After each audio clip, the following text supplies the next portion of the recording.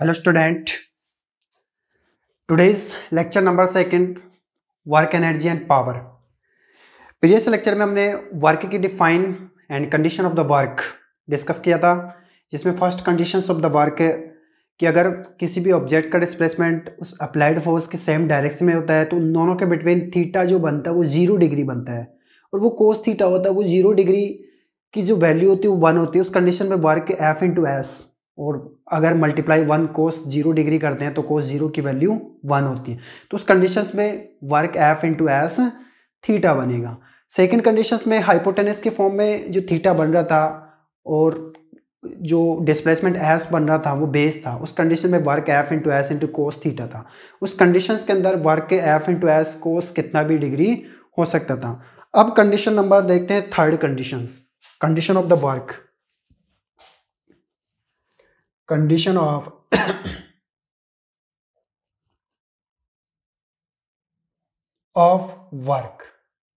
Work की conditions अपन देखते हैं। Condition number third, conditions of work. Third conditions के अंदर इट मींस वहां पर थीटा कितना भी डिग्री हो सकता था सेकंड कंडीशंस के अंदर। अब जैसे मान लो कोई भी ऑब्जेक्ट है, ये अहम मास की ऑब्जेक्ट है, इस अहम मास की ऑब्जेक्ट को फोर्स अप्लाइड करके अहम मास की ऑब्जेक्ट के ऊपर, इसके ऊपर इधर मैं इसका क्या कर रहा हूँ, फोर्स अप्लाइड कर रहा हूँ, इधर इसको खींच रहा हूँ फोर्स अप्लाइड करके, तो फोर्स की डायरेक्शन इधर होगी। इसको यूं खींच रहा हूँ, या ट्रॉली है, जैसे मान लो ये ट्रॉली है कुछ भी, इसको अप्लाइड फोर्स, इसका डिस्प्लेसमेंट इधर कर रहा हूँ, लेकिन इसका जो अप्लाइड फोर्स इधर कर रहा हूँ, बट इसका जो डिस्प्लेसमेंट हो रहा है इसके बैक साइड में हो रहा है, पीछे की तरफ इसका क्या हो रहा है, डिस्प्लेसमेंट। अपोजिट डायरेक्शंस के अंदर इसका डिस्प्लेसमेंट हो रहा है। तो ये कंडीशंस तो आपको पहले भी एक सिंपल फॉर्म में बताई जा चुकी है कि if the displacement of any object in the opposite directions the applied of force the work will be negative। तो उस कंडीशंस में work will B negative, work की जो वैल्यू होगी वो कैसी होगी, नेगेटिव। तो आपने फोर्स इधर अप्लाइड किया और इसका डिस्प्लेसमेंट इधर अपोजिट डायरेक्शंस के अंदर हो रहा है, it is displace in opposite direction, इसका डिस्प्लेसमेंट इन अपोजिट डायरेक्शन में हो रहा है। तो इस कंडीशंस के अंदर अपन वर्क कैसे कैलकुलेट करते हैं, तो इस कंडीशंस में इसका एफ इधर ये डिस्प्लेसमेंट हो रहा है, एस इसका डिस्प्लेसमेंट हो रहा है, तो यहाँ से एस इसका ये डिस्प्लेसमेंट है। तो अब आपको ये पता है कि फोर्स इधर अप्लाइड किया है, इसका डिस्प्लेसमेंट इधर हो रहा है। तो इस कंडीशन में इस फोर्स और डिस्प्लेसमेंट इन दोनों के बिटवीन जो थीटा बनेगा वो कितने डिग्री का बनेगा, 180 डिग्री। तो इसका मतलब मैं ये कह सकता हूँ ये जो कोस थीटा बन रहा है उसकी वैल्यू कितनी होगी, 180 डिग्री। तो अपन देख सकते हैं देन वर्क का फॉर्मूला वही सेम एफ इंटू एस। अब कोस थीटा कितना आ रहा है, 180 डिग्री, और ये भी आपको पता होगा कि कोस 180 की डिग्री की वैल्यू, कोस 180 डिग्री इसकी जो वैल्यू होती है वो -1 होती है। तो यहाँ से अगर अपन अप्लाइड करते हैं then work is equal F into S into cos 180 की वैल्यू -1। तो वर्क की वैल्यू माइनस से मल्टीप्लाई होकर के -Fs, इसका मतलब वर्क कैसा होगा, नेगेटिव होगा। तो इसका मतलब ये अब पता चल गया कि अपोजिट डायरेक्शन में डिस्प्लेसमेंट होने पर वर्क की वैल्यू क्या आती है, नेगेटिव। तो अपन यहाँ शो कर सकते हैं कंडीशन नंबर थर्ड कंडीशंस में, when the applied force, when the displacement when the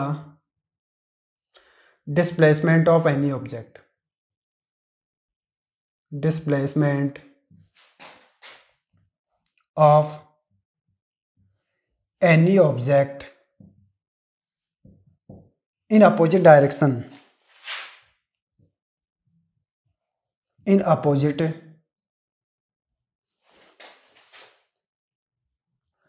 direction with applied force, with applied force, applied force के अपोजिट डायरेक्शन में होगा, then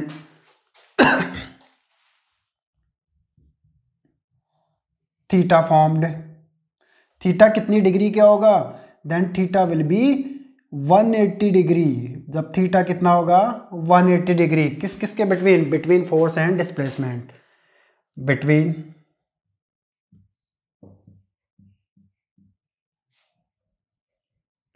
force and displacement. Force और डिस्प्लेसमेंट के respect में अगर अपन देखें तो इन दोनों के बिटवीन जो थीटा होगा वो 180 डिग्री होगा। तो इस कंडीशंस में वर्क की वैल्यू क्या होगी, F minus F into S, यानी माइनस में इसकी वैल्यू आएगी। अब कंडीशन नंबर 4 देखते हैं अपन। फोर्थ कंडीशन,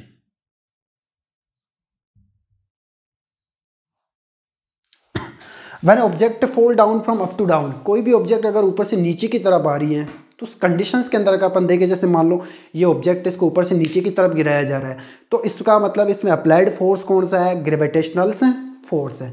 अप्लाइड फोर्स कौन सा होगा, ग्रेविटेशनल फोर्स होगा। तो उस कंडीशंस के अंदर अगर अपन देखें तो ये ग्रेविटेशनल फोर्स एफ जो होगा वो एम जी के इक्वल होगा। ये इस जो 9th क्लास के अंदर जो चैप्टर आता है जिसके अंदर ग्रेविटेशन आता है उसके अंदर अगर अपन देखें तो applied force F is equal क्या होगा, एम जी होगा। जैसे मान लो एम मास की ऑब्जेक्ट है,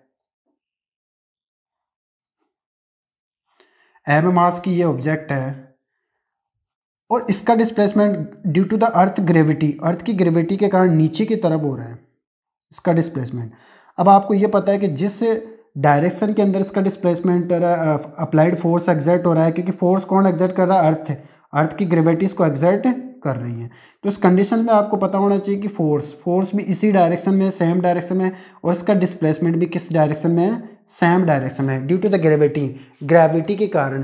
तो इस कंडीशंस के अंदर आपको पता है कि वर्क क्या होता है, वर्क का फॉर्मूला, जनरल फॉर्मूला क्या होता है, एफ इंटू एस। और इन दोनों के बिटवीन जो थीटा बनेगा वो 0 डिग्री बनेगा, क्योंकि सेम डायरेक्शन में फोर्स आ रहा है और उसी डायरेक्शन, उसी लाइन पर क्या आ रहा है, इसका डिस्प्लेसमेंट। इसका मतलब ये नीचे की तरफ आ रही है तो उसी डायरेक्शन के अंदर डिस्प्लेसमेंट। तो फिर इसका मतलब ये कह सकते हैं थीटा कितना होगा, 0। इसका मतलब अगर अपन देखें कोस थीटा कितना होगा, 0। तो कोस थीटा 0 होगा तो कोस 0 की वैल्यू कितनी होती है, 1 होती है। तो फिर वर्क क्या होगा, वर्क जो होगा एफ इंटू एस होगा, वर्क होगा एफ इंटू एस होगा, क्योंकि थीटा कितना होगा, 0 होगा। F applied force, gravitational force लग रहा है नीचे की तरफ, और एस डिस्प्लेसमेंट, इन दोनों के बिटवीन जो थीटा होगा वो 0 डिग्री होगा। तो 0 डिग्री की कंडीशन में फिर वर्क क्या होगा, एफ इंटू एस होगा। बट अब यहाँ पर अगर अपन देखें ग्रेविटेशनल एक्सेलरेशंस, ग्रेविटेशनल फोर्स जो होता है वो एफ किसके इक्वल होता है, एम जी के इक्वल होता है। इसको एम जी मानते हैं, एम इसका मास और जी इसके ग्रेविटेशनल एक्सेलरेशंस होता है। और ये एस जो डिस्प्लेसमेंट होता है वो उसकी हाइट के अंदर कन्वर्ट हो जाता है। तो एस जो इसका होगा वो किस में कन्वर्ट होगा, हाइट के अंदर। तो फिर वर्क कैसे कैलकुलेट करेंगे, then work will be F की value M G multiply H, तो फिर वर्क होगा अपना एम जी एच। यहाँ पर जी की वैल्यू 9.8 या फिर 10 मीटर सेकेंड पर सेकेंड होती है, या फिर जो 9.8 मीटर पर सेकेंड होती है। तो ये मास कितना भी हो सकता है, जैसे 5 kg, हाइट कितनी भी हो सकती है, 2 मीटर 3 मीटर। तो उस कंडीशन में वर्क कैसे कैलकुलेट करते हैं। तो अब देखते हैं अपन इसके theory.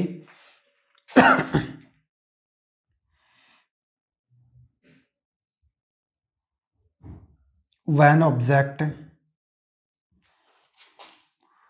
fall down from any height,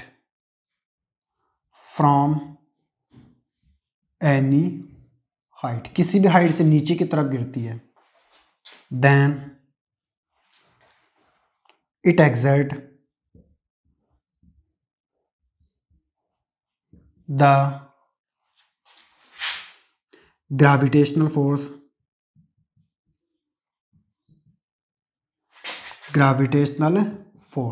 ये क्या एग्जर्ट करेगा, ग्रेविटेशनल फोर्स। नीचे की तरफ ग्रेविटी खींच रही है तो gravitational force,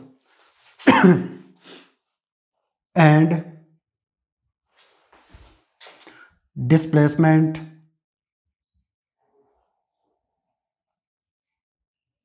down to earth, earth के नीचे की तरफ इसका डिस्प्लेसमेंट होगा in form of height, so theta कितना होगा, 0 डिग्री होगा, थीटा विल बी 0 डिग्री। उस कंडीशंस के अंदर then work will be M G H, F is equal M G, और एस जो डिस्प्लेसमेंट है वो हाइट के अंदर है कन्वर्ट हो जाएगा। तो ये कंडीशंस नंबर 4 आ रही है यहाँ से। अब देखते हैं अपन condition number fifth, condition number fourth आपकी कंप्लीट।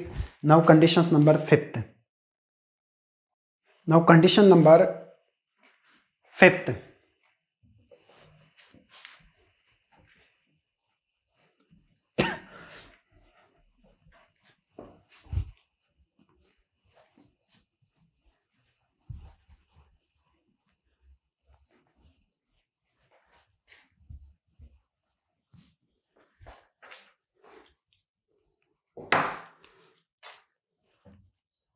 फिफ्थ कंडीशन,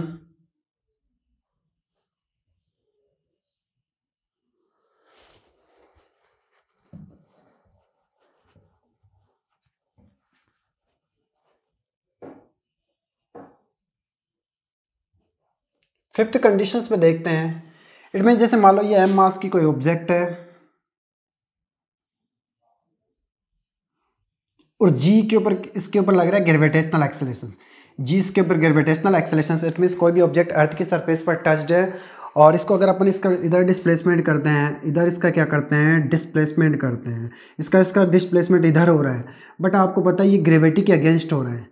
ये डिस्प्लेसमेंट कैसा हो रहा है, ग्रेविटी के अगेंस्ट। तो इसका मतलब ये कह सकता हूँ कि ग्रेविटेशनल फोर्स जो लग रहा है वो नीचे की तरफ लग रहा है, ये फोर्स लग रहा है वो नीचे की तरफ है लग रहा है, ग्रेविटेशनल फोर्स। और इस ग्रेविटेशनल फोर्स के आप अगेंस्ट इसका डिस्प्लेसमेंट इधर हो रहा है, इसको फ्रैक्शंस फोर्स ये मान सकते हैं कि फ्रैक्शंस से इसके दो सरफेस के बिटवीन फ्रैक्शन लग रहा है, क्योंकि अर्थ की सरफेस पर ये ऑब्जेक्ट टच है और टच होने के बाद में अगर आप इसको फोर्स अप्लाइड कर रहे हो, इसके ऊपर फोर्स नीचे की तरफ ग्रेविटेशनल फोर्स अप्लाइड हो रहा है और इसका डिस्प्लेसमेंट अगर इधर हो रहा है तो इसका मतलब फ्रैक्शन के अपोजिट हो रहा है, फ्रैक्शंस लग रहा है। तो उस कंडीशंस के अंदर अगर अपन देखें तो ग्रेविटेशनल फोर्स नीचे की तरफ अप्लाइड हो रहा है, उसका डिस्प्लेसमेंट इधर हो रहा है। तो इस कंडीशंस के अंदर अगर अपन देखें तो फोर्स एफ इस डिस्प्लेसमेंट के नीचे की तरफ आ रहा है, परपेंडिकुलर फॉर्म में आ रहे हैं। तो अपन ये कह सकते हैं इन दोनों के बिटवीन अगर अपन ये देखें तो इन दोनों के बिटवीन जो थीटा बनेगा, यहाँ पर ये इसका फोर्स है F, F is equal M G है।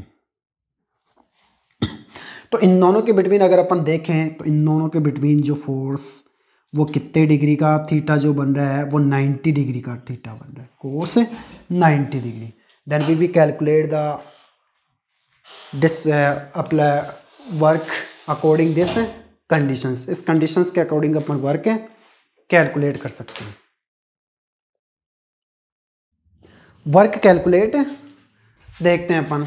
तो इस कंडीशंस के अंदर अगर अपन वर्क देखना चाहते हैं तो F is equal M G हो गया है। यहाँ पर F is equal M G, applied force perpendicular नीचे की तरफ जा रहा है, डिस्प्लेसमेंट इधर हो रहा है। तो अब यहाँ पर थीटा कितना बन रहा है, 90 डिग्री बन रहा है। तो अब आपको पता है कि वर्क की कंडीशंस, वर्क का फॉर्मूला क्या होता है, work F into S cos theta. अब आपको ये पता है कि यहाँ पर इस कंडीशंस के अंदर अगर अपन देखें तो एफ अप्लाइड फोर्स क्या है, एफ एम जी के इक्वल है, राइट, और एस इसका डिस्प्लेसमेंट हो रहा है। तो कोस थीटा अगर अपन देखें तो यहाँ पर कोस थीटा जो बन रहा है वो 90 डिग्री है। तो इसका मतलब यहाँ पर अगर अपन प्लेस करते हैं तो 90 डिग्री, और ये आपको पता है कि कोस 90 की वैल्यू कितनी होती है, कोस 90 की वैल्यू 0 होती है। तो इसका मतलब वर्क भी क्या होगा, 0 होगा। तो ये 0 से मल्टीप्लाई होकर के वर्क क्या हो जाएगा, 0। तो कोस 90 की वैल्यू 0 है तो वर्क की वैल्यू भी क्या होगी, 0। तो यहाँ से अगर अपन फ्रैक्शंस के अगेंस्ट इसका डिस्प्लेसमेंट हो रहा है, ग्रेविटी के अगेंस्ट इसका डिस्प्लेसमेंट हो रहा है, तो उस कंडीशंस के अंदर कोस 90 डिग्री बनेगा। अप्लाइड फोर्स जो ग्रेविटेशनल फोर्स एक्सर्ट हो रहा है नीचे की तरफ इसको अट्रैक्ट कर रही है और इसका डिस्प्लेसमेंट इधर हो रहा है फ्रैक्शंस के अंदर, तो उस कंडीशंस में कोस 90 डिग्री होगा, कोस 90 की वैल्यू 0। तो फिर वर्क भी क्या माना जाएगा, 0 माना जाएगा।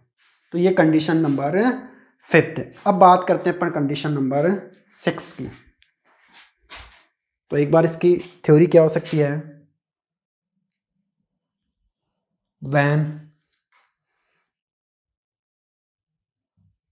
applied force is gravitational force, gravitational force and displacement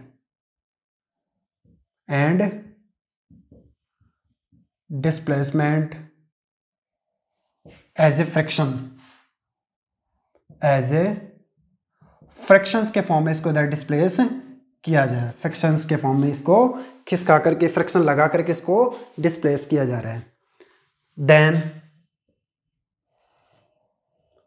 theta कितने डिग्री होगा, 90 डिग्री, किस किस के between, F gravitational force and displacement, between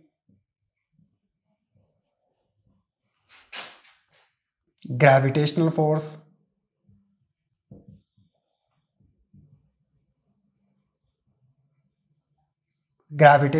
and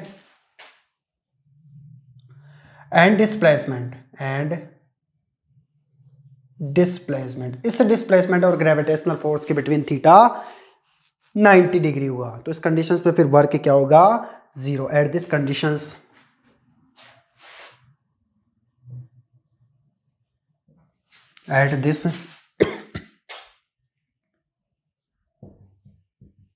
condition work will be zero. तो वर्क की वैल्यू क्या होगी इस कंडीशंस के अंदर, जीरो होगी। तो ये कंडीशन नंबर 5 है। And condition number 6 is the last condition now is that, condition number 6 अब देखते हैं अपन। तो कंडीशन नंबर 6 क्या हो सकती है,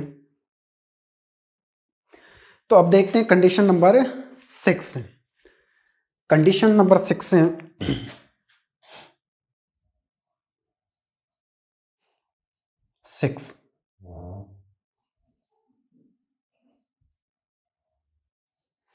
कंडीशन नंबर 6 के अंदर जब कोई भी ऑब्जेक्ट है उसको अप्लाइड फोर्स एक्सर्ट किया जा रहा है और उस ऑब्जेक्ट का जो मोशन है उसका डिस्प्लेसमेंट है वो एक सर्कुलर फॉर्म के अंदर हो रहा है। लाइक जैसे मान लो कोई भी ऑब्जेक्ट है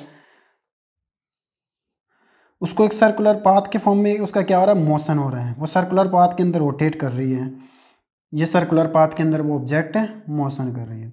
तो ये आपको पता है इसका जो डिस्प्लेसमेंट है वो एक सर्कुलर फॉर्म के अंदर हो रहा है। There are be displacement in the circular form, इसका जो डिस्प्लेसमेंट हो रहा है वो किस फॉर्म में हो रहा है, सर्कुलर फॉर्म में हो रहा है।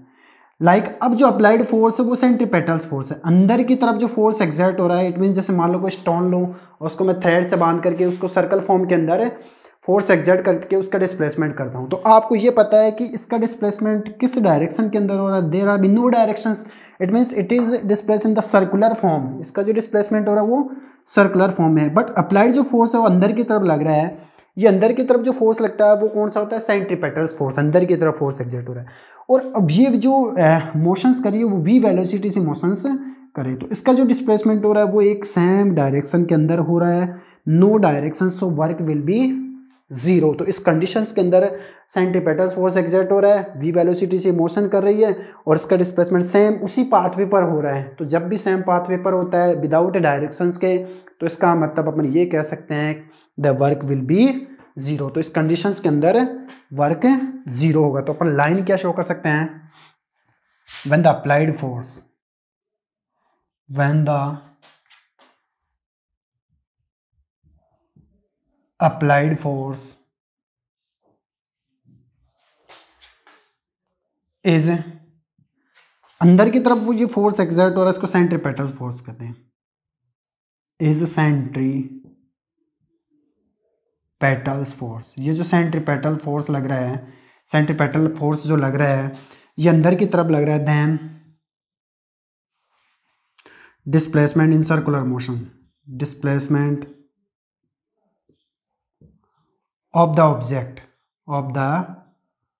ऑब्जेक्ट इन सर्कुलर मोशन, किस मोशन के अंदर, circular motion, in circular motions, then work will be zero, work will be zero, no work will be, अपन ये कह सकते हैं वर्क विल बी जीरो, या फिर अपन ये कह सकते हैं नो वर्क, कोई काम नहीं होगा, नो वर्क, इसको कोई वर्क नहीं माना जाएगा। तो ये condition number 6। So these are to be conditions number 6 and there are the total conditions of the work is the complete first, second, third, fourth, fifth and 6। जैसी जैसी आपको कंडीशंस अप्लाइड वर्क की करनी थी वो मैंने आपको कंडीशंस यहाँ पर पूरी अप्लाइड करके बता दी है। अब नेक्स्ट अपन देखते हैं SI unit of the work, work की SI unit.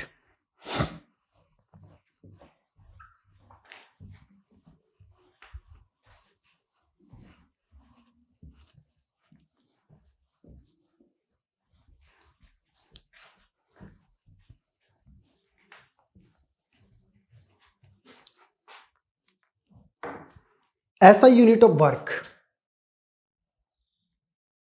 SI unit of work.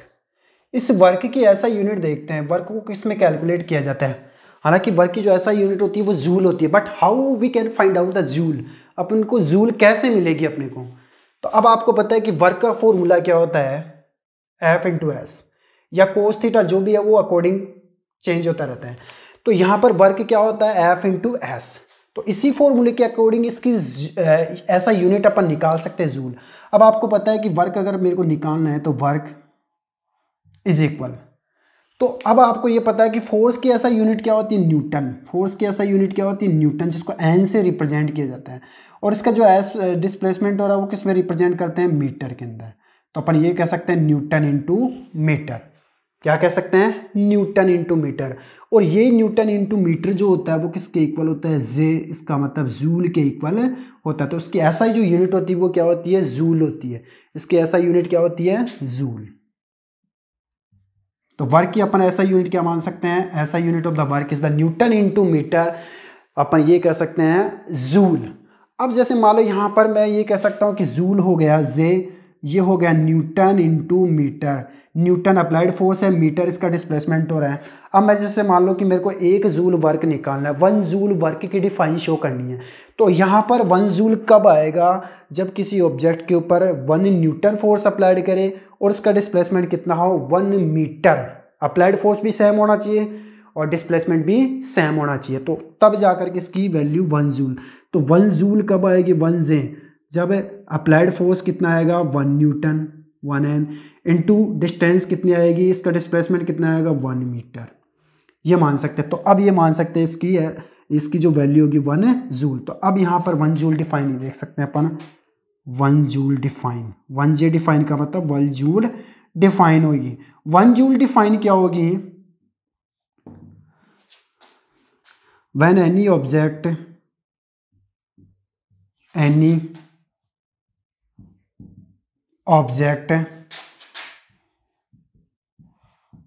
displace at 1 meter to applied of 1 newton force, 1 newton force, कि 1 न्यूटन फोर्स अप्लाइड करने पर इसका अगर डिस्प्लेसमेंट कितना होता है 1 metre, then it will be 1 joule of work, of 1 J का मतलब जूल, 1 जूल ऑफ वर्क। तो अपन ये कह सकते हैं अब ये 1 जूल वर्क हुआ, तो ये 1 जूल की डिफाइन है, 1 जूल वर्क की डिफाइन। तो वर्क की ऐसा यूनिट क्या होती है, जूल, जिसको किस में रिप्रेजेंटेड किया जाता है, जे के अंदर। अब अगर इसकी अदर ऐसा यूनिट देखे, छोटी यूनिट, तो अपन को पता है कि ये जूल क्या होता है, न्यूटन इंटू मीटर। तो अगर अपन देखें तो 1 जूल के अंदर कितने आगे छोटी यूनिट देख सकते हैं, तो 1 न्यूटन जो होता है उससे छोटी यूनिट क्या होती है, डाइन होती है। तो 1 न्यूटन के अंदर कितने डाइन होते हैं, 10⁵ डाइन। 1 न्यूटन से छोटी यूनिट क्या आ गई, डाइन आ गई। ऐसे अगर अपन मीटर से छोटी यूनिट, 1 मीटर से छोटी यूनिट देखें तो सेंटीमीटर, तो 1 मीटर में कितने सेंटीमीटर होते हैं, 100 सेंटीमीटर, 100 सेंटीमीटर होते हैं। तो इस कंडीशन के अंदर अगर अपन को 1 जूल की वैल्यू निकालनी है तो ये डाइन इंटू सेंटीमीटर किसके इक्वल होता है, अर्ग के इक्वल। किसके इक्वल होता है, अर्ग के इक्वल होता है। इसका मतलब मैं ये कह सकता हूँ न्यूटन इंटू मीटर जो होगा वो किसके इक्वल आएगा, अर्ग। तो इसकी ऐसा यूनिट और छोटी जो ऐसा यूनिट आएगी वो क्या आएगी, अर्ग में भी इसको कैलकुलेट कर सकते हैं। तो इसका मतलब मैं ये देखूं कि 1 जूल के अंदर कितने अर्ग होते हैं। तो 1 जूल में अगर अपन देखें, देन 1 जूल इज इक्वल, यहाँ पर डाइन इंटू मीटर वो अर्ग के फॉर्म में आ गया, तो ये 10⁵ इंटू, इसको 10⁻² बना सकते हैं, राइट है। और इसको ये अर्ग अपन डाइन इंटू सेंटीमीटर अर्ग के अंदर रिप्रेजेंट कर दिए। तो इसका मतलब 1 जूल जो वैल्यू होगी अपने पास वो कितनी होगी, अब इन दोनों के बेस सेम है तो पावर क्या हो जाएगी, ऐड हो जाएगी। तो यहाँ पर ये टोटल 1 जूल किसके इक्वल आएगा, 10⁻⁷ अर्ग के इक्वल आएगा। तो यहाँ पर ये 1 जूल की वैल्यू अपने पास रिप्रेजेंट होगी। तो ये ऐसा यूनिट होती है वर्क की, ऐसा यूनिट है जूल, जिसके अंदर इससे छोटी यूनिट आपको अर्ग भी बताई हुई है।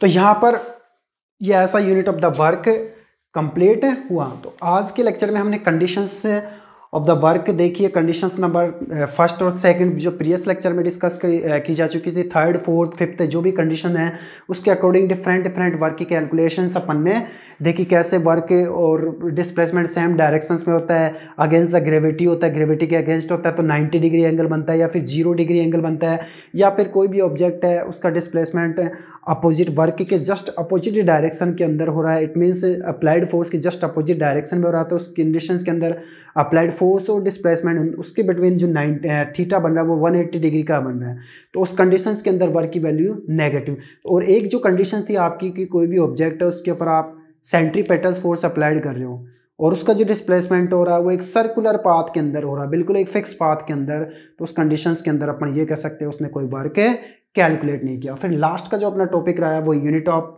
ऐसा यूनिट ऑफ वर्क वो जूल होती है और वो इसी फॉर्मूले से निकलती है कि work is equal F into S, work force Newton में, एस डिस्प्लेसमेंट मीटर के अंदर आता है, वो किसके इक्वल होता है जूल, जूल देके तो न्यूटन इंटू मीटर, और वही किसके इक्वल होता है अर्ग के इक्वल। तो अगर अपने को 1 जूल की डिफाइन निकालनी की कोई भी ऑब्जेक्ट जिसके ऊपर अगर मैं 1 न्यूटन फोर्स अप्लाइड करता हूँ और उसका डिस्प्लेसमेंट कितना होता है 1, तो 1 और 1 मल्टीप्लाई होकर के 1 जूल के इक्वल आएगा।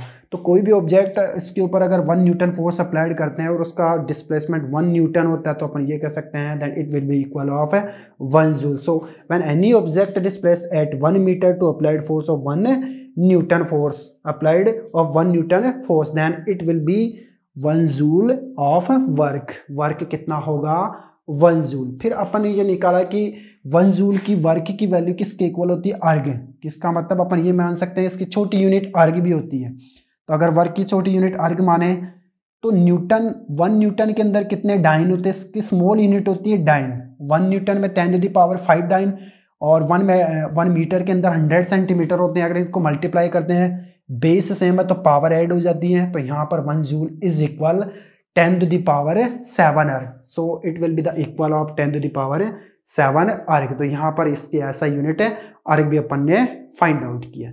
Next we will discuss in next lecture. Thank you.